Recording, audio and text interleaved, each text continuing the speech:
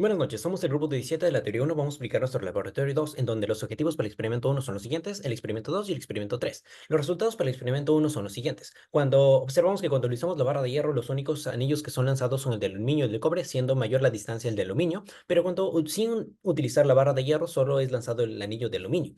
Para el caso del experimento 2, hemos obtenido los siguientes datos, en donde después de haber hecho girar un imán y generado la FEM inducida en la bobina, hemos obtenido las siguientes gráficas utilizando el Logger Pro. Theta son la de corriente y de campo magnético.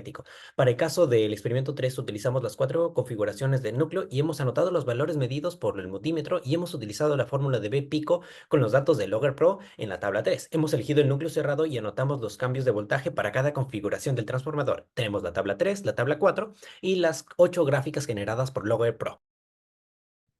Ahora vamos a hablar acerca del primer experimento que se realizó en el laboratorio. Primero, entendiendo cómo funciona el lanzador. Básicamente, cuando se enciende una fuente de alimentación, esta va a producir una corriente alterna que fluye a través del selenoide. Esta crea un campo magnético exterior. Ahora se observa que hay una variación de flujo magnético. Y sabemos que de acuerdo con la ley de Lenz, cuando hay una variación de flujo, siempre va a haber un campo inducido que va a intentar contrarrestar este cambio, como también la de una corriente inducida. Ahora, por este gráfico sabemos que el campo externo va a ir hacia arriba, el flujo va a aumentar y por tanto nuestro campo inducido va hacia abajo. Teniendo esto en consideración, sabemos también que las líneas de campo magnético se dirigen de norte hacia sur. Por tanto, podemos identificar algunos polos tanto del campo como el campo inducido y observamos que hay un contacto de dos polos norte, lo que va a generar una fuerza de repulsión, lanzando así el anillo. Ahora, ¿qué función cumple la barra de hierro? El hierro es un material ferromagnético, lo que quiere decir que se magnetiza en la misma dirección que el campo magnético externo. Esto genera que el campo magnético sea más intenso, aumentando la corriente inducida, lo que aumenta también la fuerza de repulsión, mandando a mayor distancia el anillo. Ahora, la conductividad eléctrica es la medida de la capacidad de un material para medir el paso de la corriente eléctrica. Está dado por 1 sobre la resistividad. En el caso del aluminio va a ser mayor, mientras que en el caso del cobre es menor. Por tanto, la conductividad eléctrica va a ser mayor en el caso del cobre y menor en el caso del aluminio. Analizando un poco los tipos de material, el aluminio es un material paramagnético, es decir, que se magnetiza en dirección del campo externo, mientras que el cobre es diamagnético, es decir, que se magnetiza en contra de la dirección del campo externo. Esto sumado a las densidades, dado que el cobre tiene una mayor densidad, va a recorrer una distancia media y viceversa. Ahora, ¿qué ocurrió al colocar el anillo hueco? ¿O por qué sucedió esto? Básicamente, un anillo partido no permite un camino continuo a la corriente. Esto impide la generación de un campo magnético inducido y de una corriente inducida, lo que genera que no haya una fuerza de repulsión. Por tanto, para que se produzca este lanzamiento, debe haber un camino cerrado para que fluya esta corriente.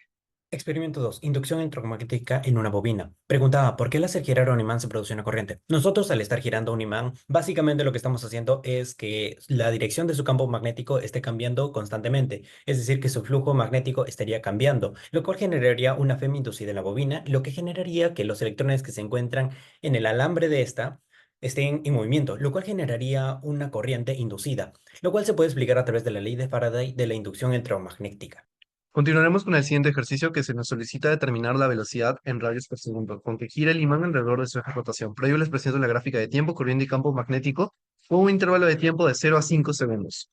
Entonces, vamos a centrarnos primero en el campo magnético y para ello nosotros hallaremos el periodo en un intervalo de 2 a 3 segundos para representarle la gráfica. En este caso, el periodo es 0.1124 segundos. Entonces, nosotros emplearemos la fórmula de la velocidad angular para así determinarla. 2pi sobre t, y en este caso es 55.9 radios por segundo. Entonces, utilizaremos la ley de Faraday para aproximar el valor de la corriente inducida a pico. En este caso, sería corriente máxima menos corriente mínima sobre 2. Y así, de la misma forma, con el campo magnético máximo menos campo magnético mínimo sobre 2. Nos va a dar el valor un militesco. Y bueno, primero vamos a hallar el flujo magnético, que sería el campo magnético pico por el coseno de la velocidad angular por el tiempo por el área. El área es pi por radio al cuadrado. Radio es 0,0625 y el campo magnético de militesla lo pasaremos a teslas. Luego hallaremos la fuerza electromotriz, que en este caso sería menos el número de vueltas que hacían por la derivada del flujo magnético. Finalmente, la corriente inducida es, con el valor que nos ha salido anteriormente, lo dividimos sobre R. R es la resistencia, que en este caso es 1.3. Y finalmente vamos a tener el valor hallado teóricamente. Podemos compararlo con el valor hallado experimentalmente y como pueden darse cuenta, es muy similar, con un valor relativo de 0.0196. Se nos pide hallar la función de la corriente utilizando un código de Python y la ley de Faraday. Para esto hemos importado los datos de nuestro archivo TXT del experimento número 2 en este para generar la gráfica de campo versus tiempo. Como apreciamos, se genera un poco de ruido. Esto nos puede perjudicar, pero para minorar esto, hemos utilizado la función curvefit, en donde formamos la función del seno, donde A es la amplitud, B es la frecuencia angular, C y D son simplemente constantes. También la función curvefit tiene parámetros, donde los valores máximos y mínimos está representado por bunts.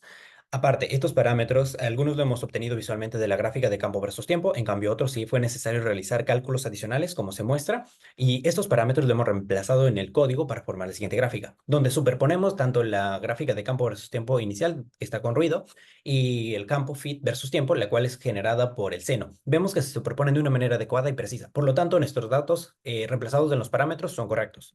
Para calcular la corriente inducida, hemos derivado nuestro campo Bfit en función del tiempo y también hemos utilizado la ley de Ohm y la ley de Faraday, como se muestra acá, para calcular las gráficas de la corriente.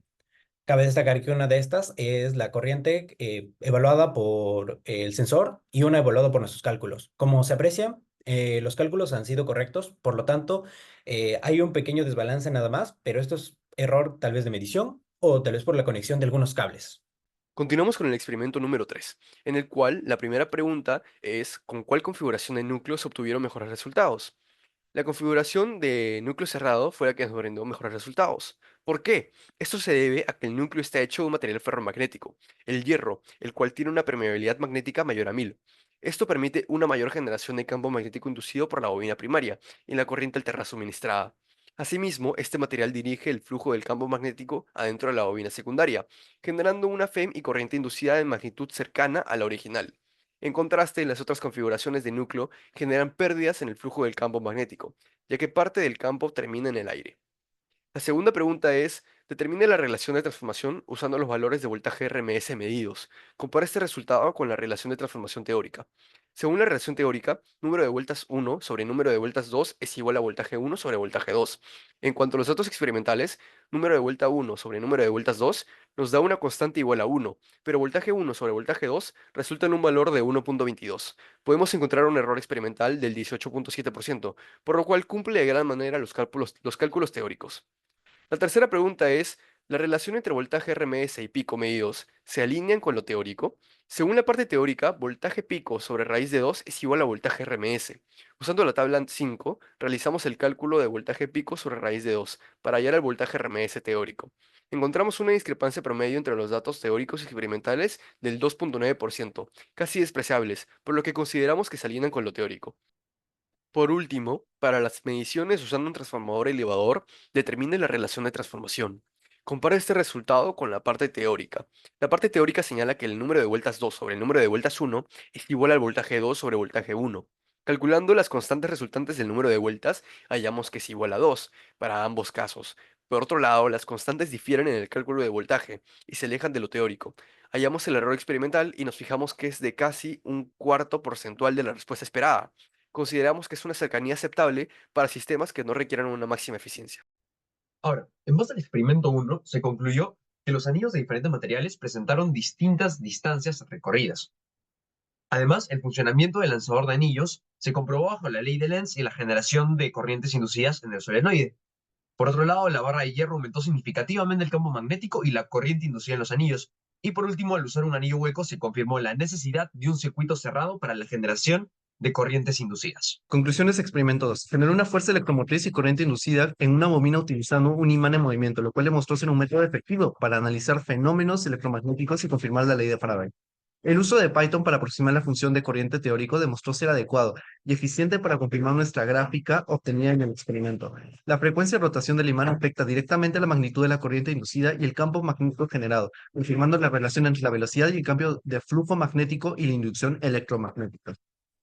Conclusiones experimento número 3. Se logró utilizar 4 combinaciones de núcleos y bobinas para el transformador eléctrico. Cada una de ellas brindó un voltaje inducido distinto en la segunda bobina, siendo el núcleo cerrado el más eficaz.